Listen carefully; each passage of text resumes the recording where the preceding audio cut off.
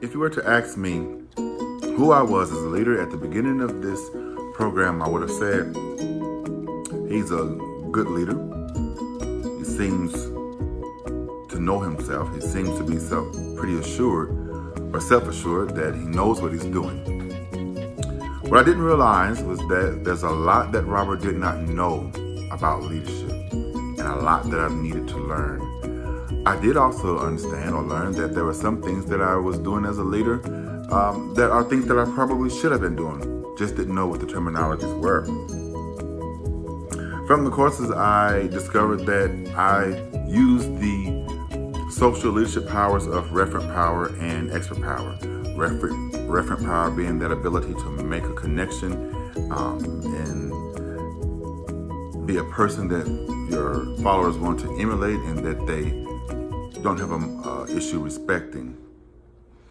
Expert power, being committed to leadership, to developing yourself so that you gain that knowledge, to be that expert, that subject matter expert, that when those that you lead come with a question, that you're able to answer it or at least be a resource to get them down the path in the right direction to being able to resolve whatever the issue that they had. And so that's who I would say I was at the beginning already with those particular leadership powers. As we went into the courses, the issues in organizational leadership, I found myself to be a democratic leader as well as a leader that was relationship-oriented and task-oriented. In regards to being a democratic leader, I try to be a leader that, when feasible, that we engage the collective to make decisions about the team, to make decisions about the project, and what we're doing. But I do understand there are those autocratic moments, if you will, in which that the decision is on me and it's not necessarily influenced by what someone else has to say. Now, you don't necessarily want to come off like that. You do want to, whenever feasible, give them the ability to weigh in, because then they have buy-in. If they feel that their needs or that they're being heard at the very least, then sometimes even when the decision is not one that is favorable to them or that they would have wanted, they're able to take it a little better. We also talked about actively listening, which was a challenge for me. And not that I thought my voice was the only important voice in the room. That could be it somewhat. But sometimes I'm so engaged in what I'm doing. And I talked with my agent. They kind of, told me about this. A lot of times when we come up to your desk, you're face forward in the computer working on a report. And even when we stand up there, you're still face forward. You respond to us, but you don't turn and look at us when you talk. So it kind of gave the impression of talking at them rather than listening to them and then turning them an answer. And so that was an opportunity for me. And I've worked on that and it's gotten better. I turn and look at them now when they're talking to me about things. The courses that probably intimidated me the most, data-driven decision making. I've never considered myself a data person, collecting it, extracting information from it, interpreting it. But with these courses in data-driven decision making, one of the things I learned is that anyone can use data, anyone can collect data. And by that I mean, it taught me how to, in a sense, form that action question that is both relevant to the department or the organization, and then also something that's measurable. And so in the project that I used with that, came out real well because the question was specific enough, and then it also was something that we can measure based on how I devised how we would collect the data and then be able to look at the results. And so that project, that class taught me how you can use data to be able to see different variables and then be able to make decisions off of that. And sometimes we try to do that, but I've realized even in my own organization that sometimes the way we try to collect the information just doesn't really work. It's like passing out a survey card the boss passing it out and looking at you as you turn it in. That's not going to, be good.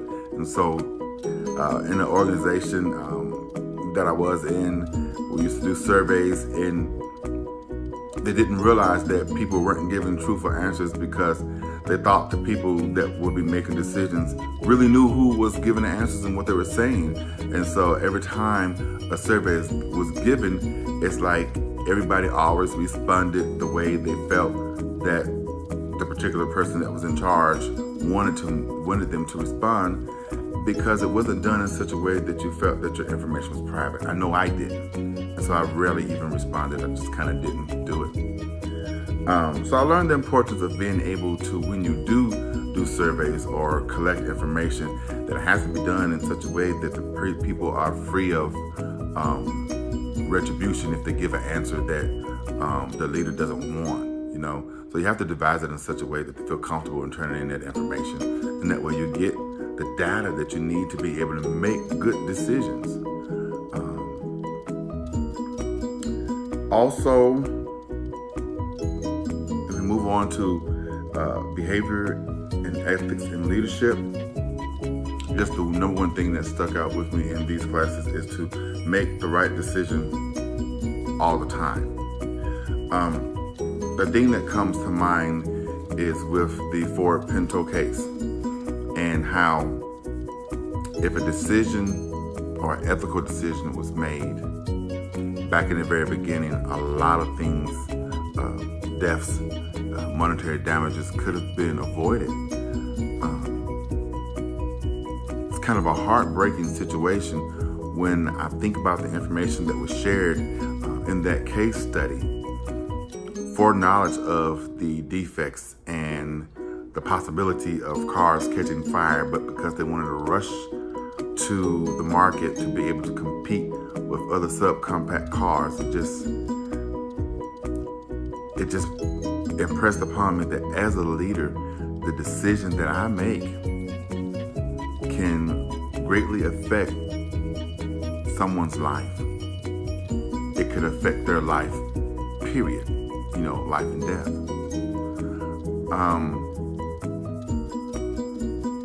Leading change, it showed how important it is that when you are going to go about making a change, there are certain things that you really have to realize, which is the driving forces and the restraining forces. And oftentimes those forces are so strong that you get to, as it said, a equilibrium type stage in which nothing is happening. And that's where a lot of organizations find themselves being. And they don't know how to get out of it. Instead of employing an organizational development agent or specialist to help, in a sense, get beyond these restraining forces so we actually get the change that we need, they just kind of stay right there. I know an organization personally that is in that state right now. They see times changing. They recognize the need for change. And they also recognize that they don't have inside the tools to do it per se, but yet they don't do anything to move forward. So that was one of the things that was interesting in the courses to me. As we got to the capstones, learning about or talking about and discussing leadership traits, I think some are innate, I think some are learned. Excuse me. For me, I think as I've been in these courses, I'm learning to listen actively, as I mentioned earlier. The other thing that I'm learning as a leader is, as much as I hold myself accountable to whatever it is, tasks or performances that are required of me, I had an issue in holding people that I was over accountable for their work, for their production, for their quality review scores. I didn't like that. I guess I didn't like confrontation. So I'm learning that as a leader, we have to be able to hold people accountable, but there's a way to do that. It kind of plays off of the situational leadership model with Hersey and Blanchard. There's a skill set and then there's a capacity. And so in leadership, when you're dealing with situations, you have to, in a sense, take it and look at it and say, now, is this a skill issue? Is it a will issue, or is it a capacity, to learn and comprehend the information? And then even in that, are there outside variables that are affecting the situation? A situation that I had recently was a new hire that I had trained at my desk on certain things, and I knew they understood what was going on. But when I put them out on the floor and had them actively doing files, they were doing other things.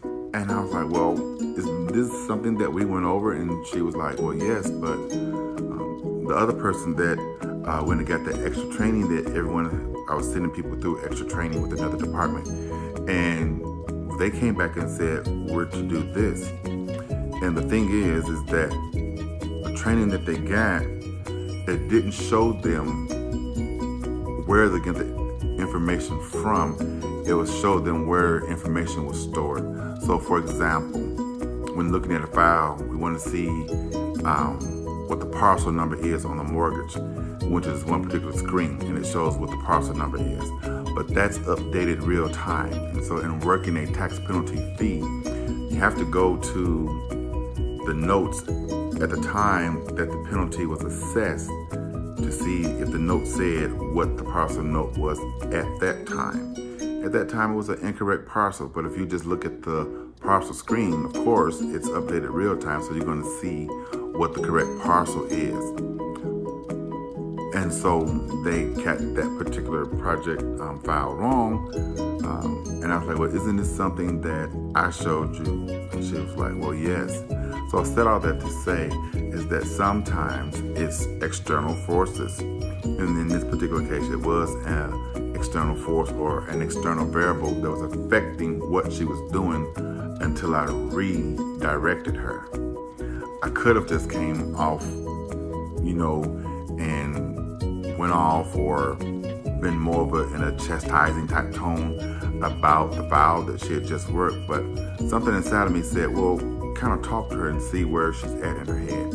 And I think that's the difference in how some leaders address particular situations versus others.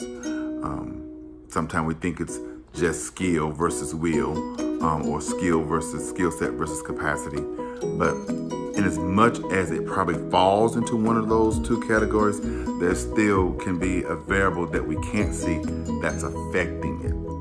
And it's not that just them flagrantly working a file incorrectly or choosing not to do as prescribed or as taught. And so that's some of the things that I learned in the capstones and dealing with situational leadership models, Hersey and Blanchard. And also learned that I have an opportunity, a challenge to think more strategically and analytically. And I believe that's what's going, I would develop that as I move forward. Where do we go from here? As I go into the Masters of Organization and Learning Technology, and as the different projects come up, it's going to help me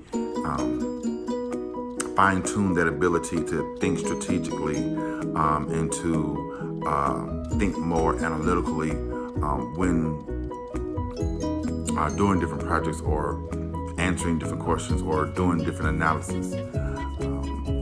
As I go on, as I progress on, I think those are going to be some things that are fine-tuned, and the more that I do them, the better that I will be at them.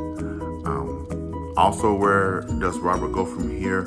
I thoroughly enjoyed the bachelor's program, so I'm going into the Masters of Organizing and Learning Technology.